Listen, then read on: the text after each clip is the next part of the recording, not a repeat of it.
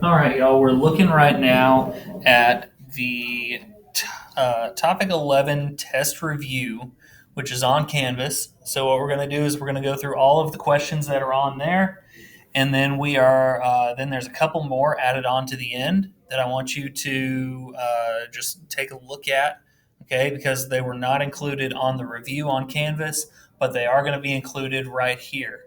All right. So the first question is asking us to write 240 degrees in radians and leave your answer in terms of pi.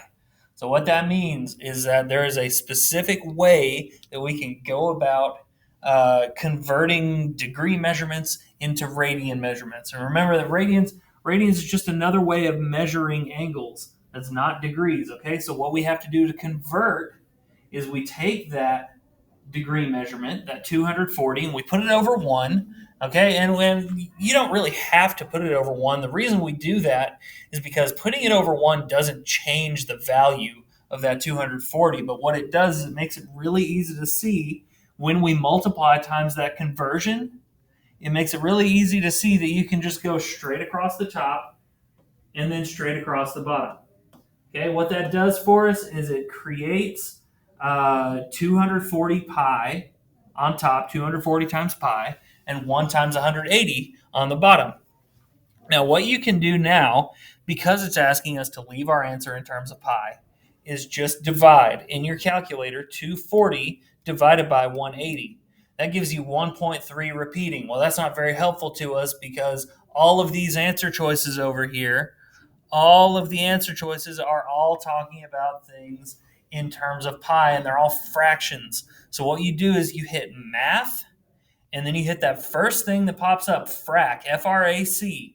And what it does is it converts that answer, 1.333, into a fraction. Math frac. Okay, you do 240 divided by 180, and then math frac. And that gives us this. It gives us that 1.3 repeating is 4/3. So that means our answer, after we reattach pi to the end of it, is 4 pi over 3. That's this answer right here. 4 pi over 3. Moving on now to the next question. It's asking us this radian measurement, 8 pi over 5, what is that measurement in degrees? So again, it's very similar. We start off with our original measurement, 8 pi over 5, and we're going to multiply times the conversion factor. So this time we're going from radians to degrees. So that means we multiply times 180 over pi. And something really fun happens right here, something really convenient for us is that you've got pi on the top of this and pi on the bottom of this that cancel each other out. Very convenient because then you can just deal with 8 times 180 on top and 5 on the bottom. And that's a lot easier to deal with. It turns into 1440 over 5. And you can just type all of that in. It's going to give you this answer right here, 288 degrees. That's our answer, 288. Move on now to question number 3. Question number 3 asks us to name the minor arc with a measure of 47 degrees. All right, so this one gives us a diagram of a circle, a bunch of radii drawn in it, but it's incomplete because only two of those little pieces, only two of those central angles have degree measurements drawn in them. Okay, so here's what we're going to do. We're going to combine a whole bunch of knowledge about circles and about lines. So when I look at this diameter going across the middle of the circle, I know that in an entire circle in a full rotation is 360 degrees. But if we're only looking at the rotation of half of that, that would be 180 degrees, right? That blue would be 180. Okay, well, what if we're not looking for that entire blue? We're only looking for this one little chunk of it. I'm going to outline it in pink right here. We only want this angle. Well, we know the whole thing is 180. And so if we subtract this 133 that we already know, that's going to give us the missing piece that's in pink up here. And that gives us 47 degrees. Well, look at that. This question was just asking about the minor arc with a measure of 47 degrees. That would be this pink one right here, AD. Arc AD is our answer.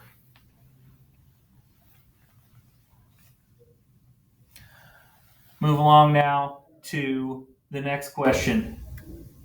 The next question is the same exact. It's the same exact diagram.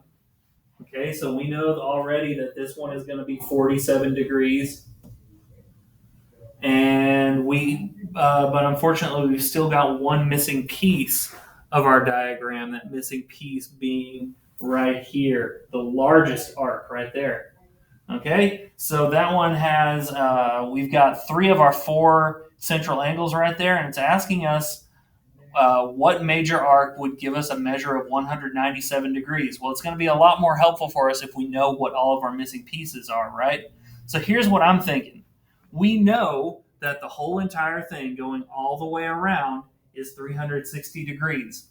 So what if we just took that 360 and we subtracted all of the pieces that we know? We subtract the 133, we subtract the 47, and we subtract the 30. And that'll leave us with whatever is left. That will leave us with our blue piece right here, our light blue piece.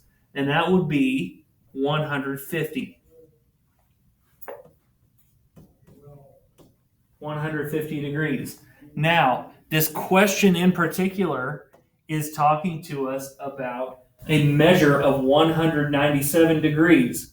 Well, y'all, don't make this too complicated. A measure of 197 is just 150 plus 47.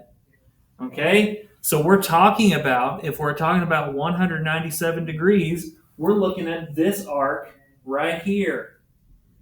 That arc right there is the one that we're dealing with. All right, so take a look there. If we're looking at all of our answer choices, I'm thinking DAB is our best option right there.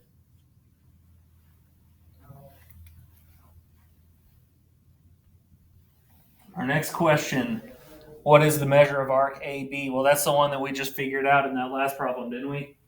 AB was that last missing piece that we were looking for, and we already said that it was 150 degrees. Oh. All right, so we already said that that was going to be this little missing piece right here, 150 degrees. There we go. 150 degrees. All right, go on to our next one. This time it's asking about BD. Arc BD, going from B, the shortest distance, to D. Well, that one already has both of the pieces as part of it, right? All we got to do is add together that 133 plus the 30. And that gives us our answer right down here, 163 degrees.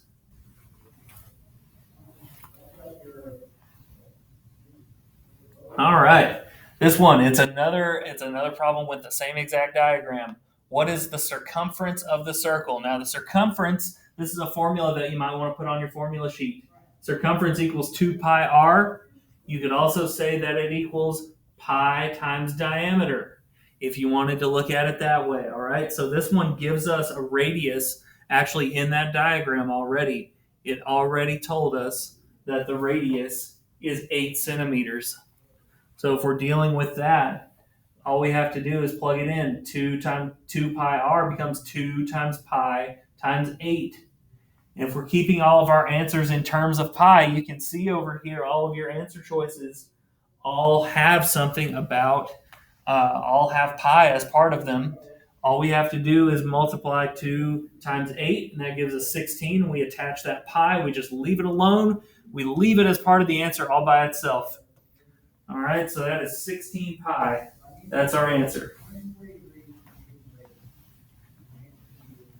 Move on over now and look at the same exact circle. This time it's asking about the area. So we've got a different formula that you might want to put on your sheet, on something else to add to your cheat sheet. Area equals pi r squared. Okay, so this time the radius is still 8, just like it was before, but this time we've got pi times 8 squared. Make sure that you are only squaring this little chunk of it. You're not doing anything with pi. You're only dealing with 8 squared, which is 64. And that's where we get our answer, 64 pi. That right there and it's also this one down here, 64 pi. Next, this one is asking us to find an arc length. Now you may remember this from your notes about arc length. What you do is you find the circumference, and then you find the fraction, that central angle fraction, and then you multiply them together. Okay, so we start by finding the circumference. It's just like we did a couple of questions ago, 2 pi r. So that's 2 times pi times 15, which is the same thing as 30 pi. All right, 30 pi, that's our circumference. Our fraction all has to do with this number right here, 80. So that means our theta over 360, that's 80 over 360.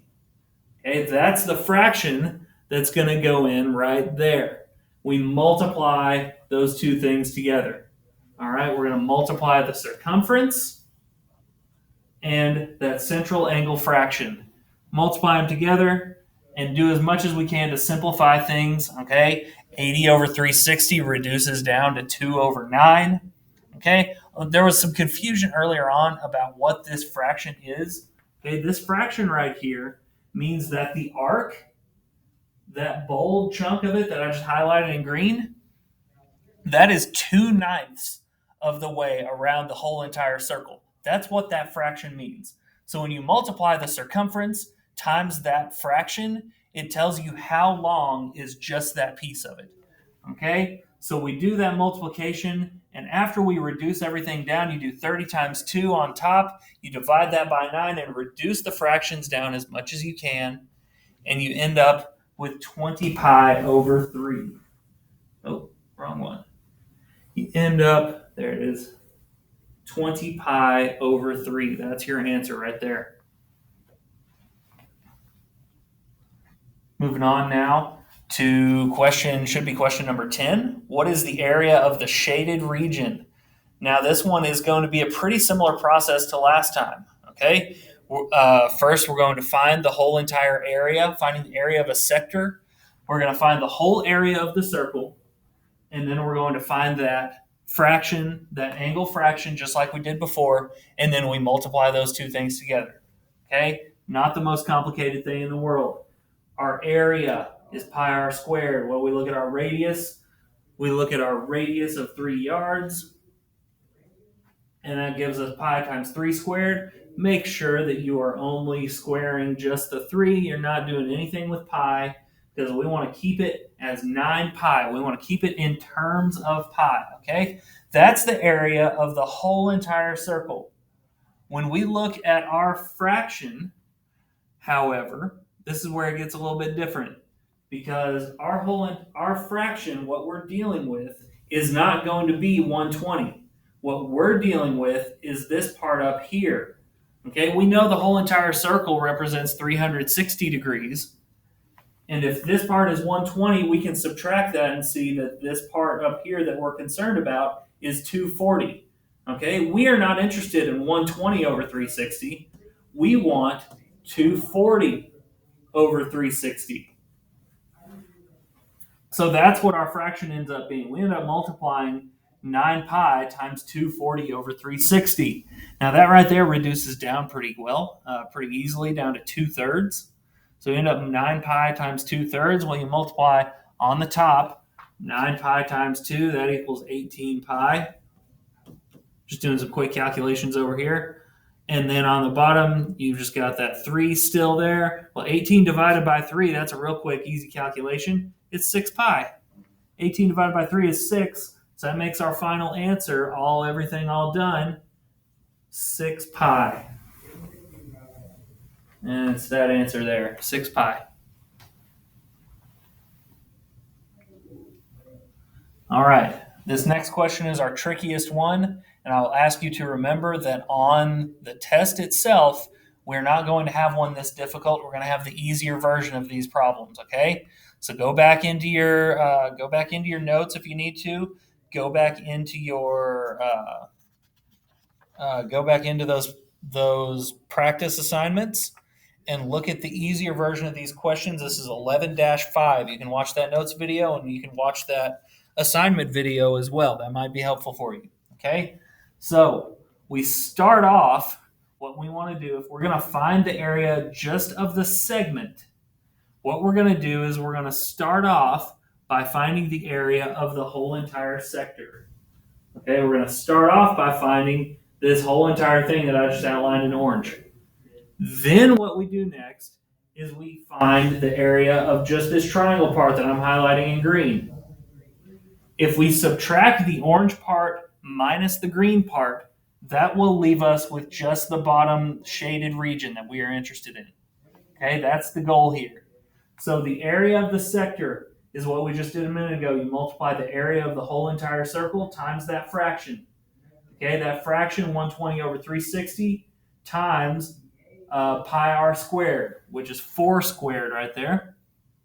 So we end up with 1/3 times pi times 16. So all things, everything, all put together, 16 pi over 3. Okay? Just like we dealt with on the assignment when we did 11-5. Just like we dealt with on that assignment, if the first part of your answer doesn't start with 16 pi over 3, it is not a good answer. You can immediately take out that option, and you can immediately take out this option.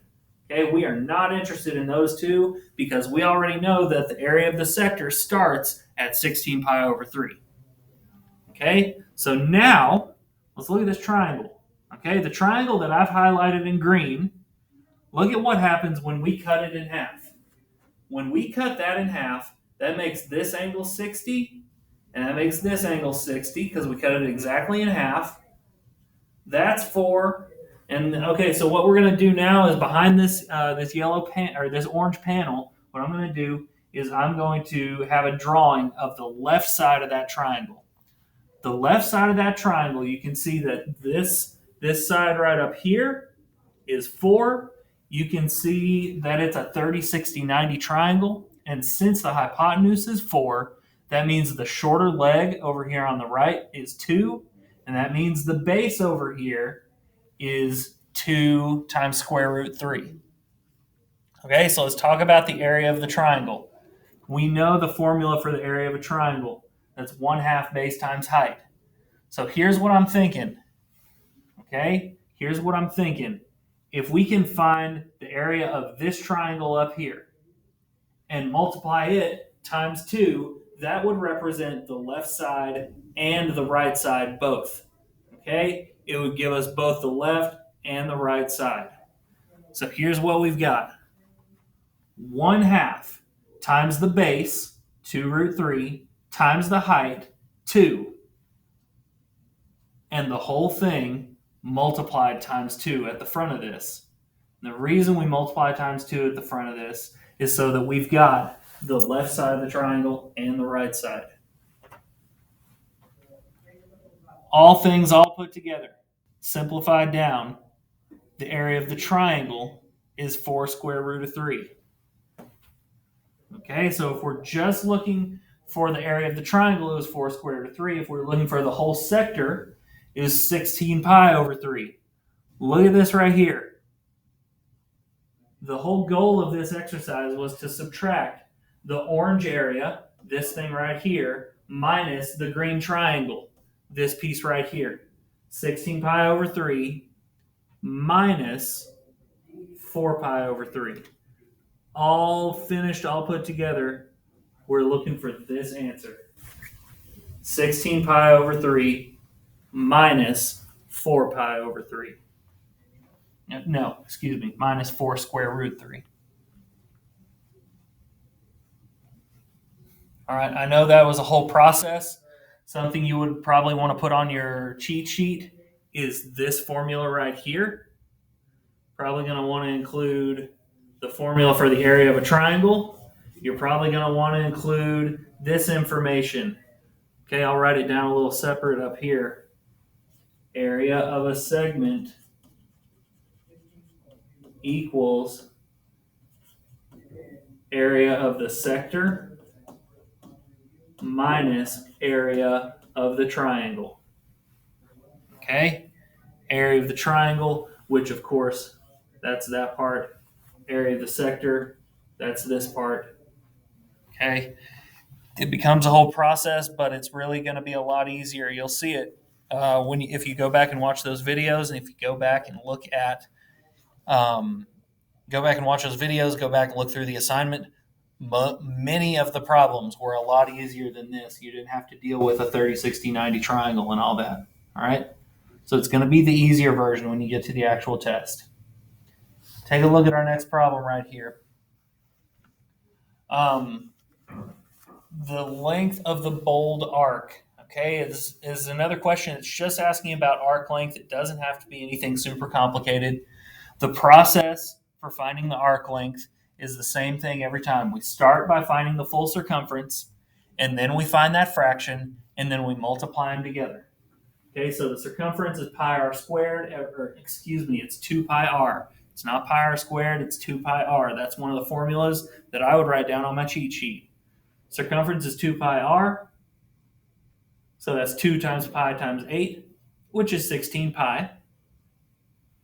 And now let's talk about the fraction, okay? We are looking for the angle, not this piece that's given to us. We're looking for the bold arc. We're looking for the angle that goes all the way around right there. Well, we know that the whole entire circle altogether is 360. So if we just subtract that piece that's given to us, it'll give us the part that we're actually looking for that's not given. And that's 305 degrees. So if we do that 305, that's going to be our fraction, 305 over 360. So we multiply circumference times that fraction, simplify it down. It doesn't really do much when you simplify it down. I guess it's better than nothing, but again, you multiply 16 times 61 on top, divide that by 72, and use your math frac function in the calculator. Math frac gives you 122 over 9. So when you attach pi to it, that means that right there ends up being your final answer, 122 pi over 9 feet.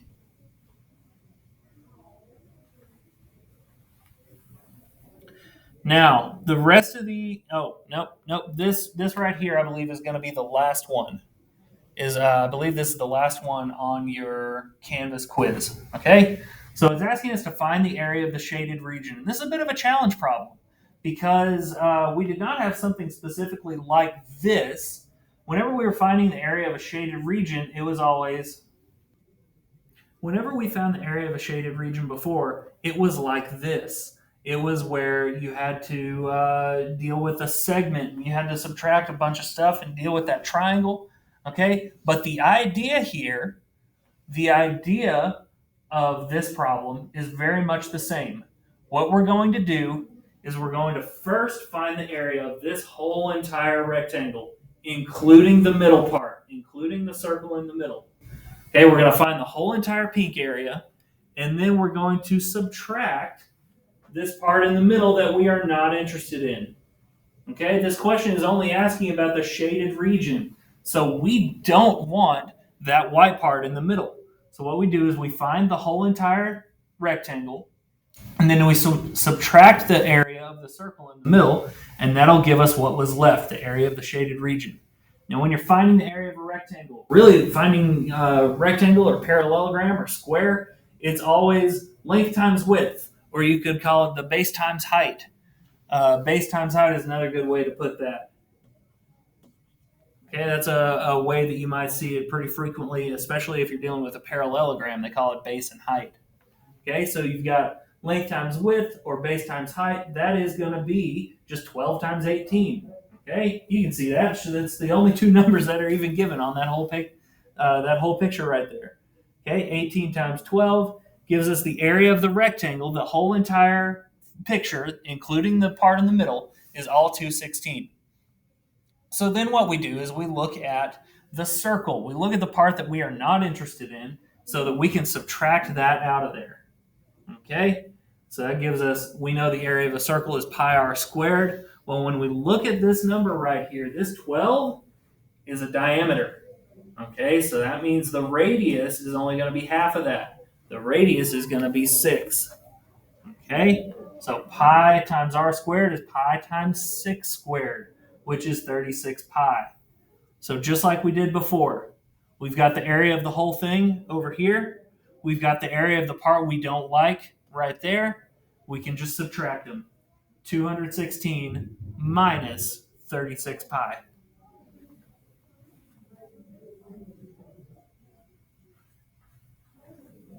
-36 pi. There you got it.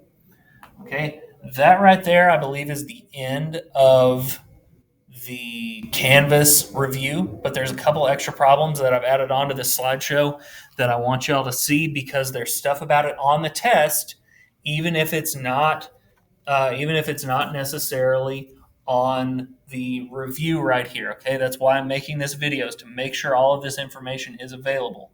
All right. This question right here: what is the equation of a circle with a given center and it passes through a certain point? Okay. So first thing we need to know about is the equation of a circle.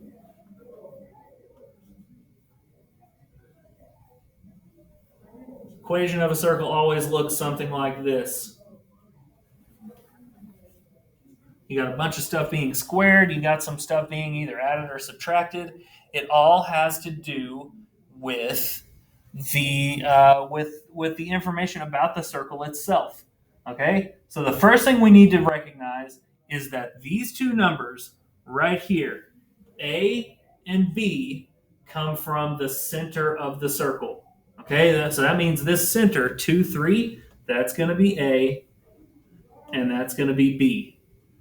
Okay, so you can immediately know that the left side of your equation is going to look like this: x minus 2 squared plus y minus 3 squared. Now let's talk about the radius, okay, because that's the part that's always going to get more difficult. If we're finding the radius of the circle, we already know. You need to think about what a circle is, what the radius is on a circle, okay? When you draw a circle, the radius is in between the edge of the circle and the center of it, right? That's r. So what it really is a distance. It's a length. It's how long is that space in between the edge of the circle over here and the center of the circle over here. So what you can do is, if you know the center of the circle and you know a point over here that's on the circle, you can just find the distance in between them. Find the distance in between those 2 points. We know the distance formula. It's not that complicated. It's a big, ugly looking thing, but it's not that hard. All we got to do is subtract our x values, 2 minus 5, and square it. And then same thing with our y values, 3 minus -1. Well, I'm going to change that to 3 plus 1 squared. And we just got to simplify all this down. And it ends up really not being that bad, okay? Distance. The distance, I'm going to change that, instead of d, I'm going to change that to being r, because we know that that distance is the radius. Okay, the radius equals all of this right here. -3 squared turns into 9. 4 squared turns into 16. And look at that. The square root of 25 is 5. So when we're looking at the other side of our equation, r squared, that's 5 squared, which, as we already know, you don't have to write it as 5 squared. We're just going to make it 25. And that right there is our answer altogether. X minus 2 squared plus y minus 3 squared. That came from this point to 3. And 25 came from the distance in between this point and the center. Take a look at this next question. What are the coordinates of the center? What is the radius of the circle? All right, this one is very similar to what we just did, except it's backwards. Okay, this time we're trying to figure out what these numbers are that made up the center and what was the radius. Now, we already know, because we just looked at it, we already know that this number here and this number here are what tells us the center. So here's the question. Are we going to have, what are here's the question. When you look at it, we've got a -4 in this part of the equation over here. We've got +6 on this side over here. Okay, you need to remember that those numbers, those operations that are inside the parentheses, are lying to you. Okay, way we remember it when you're doing this stuff in algebra is you say that insiders lie. Okay, so when you're looking at the center, it's not going to be -4 and +6. It's going to be +4 and -6. Okay, +4 and -6 because we've got minus and plus. You have to take the opposite when you look at the center. Now, the next part of this question is asking about what is the radius. Well, the radius, the right side of the equation over here is 16. And we know that the right side of that equation represents the radius squared. So the radius, I'm just going to tell you, is not 16. Okay? 16 is the radius squared, but we don't care about the radius squared. We just want r. So we take the square root of 16, and that's where we get our radius of 4. Go on to the next one. It is actually asking the exact same question. What are the coordinates of the center? What is the radius of the circle? Okay, but the difference between this equation and this one is that all of the stuff over here is in the wrong order. We need to make it to where all of the x's and y's are on the same side, and all of the constant numbers that are unattached are on the opposite side. So here's what we do. I'm going to move this y squared over. That gives us, I'll rewrite it kind of off to the side here, x squared plus y squared minus 8. All of that goes away, equals 8. Now we got to get rid of that constant, plus 8 on both sides. X squared plus y squared equals 16. Okay? When you look at the right side of the equation, you know that this right here represents r squared. So your radius, just like the last one, is going to be 4. But let's look at the left side of the equation.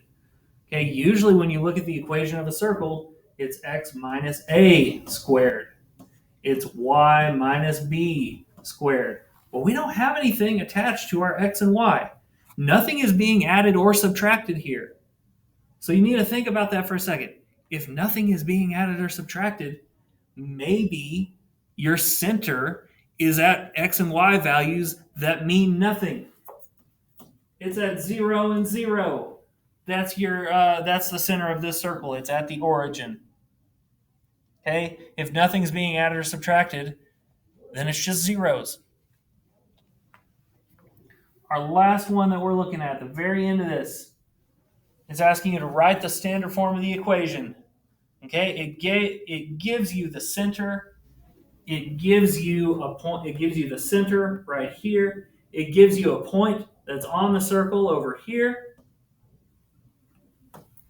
Okay? You can just look at this and count it over.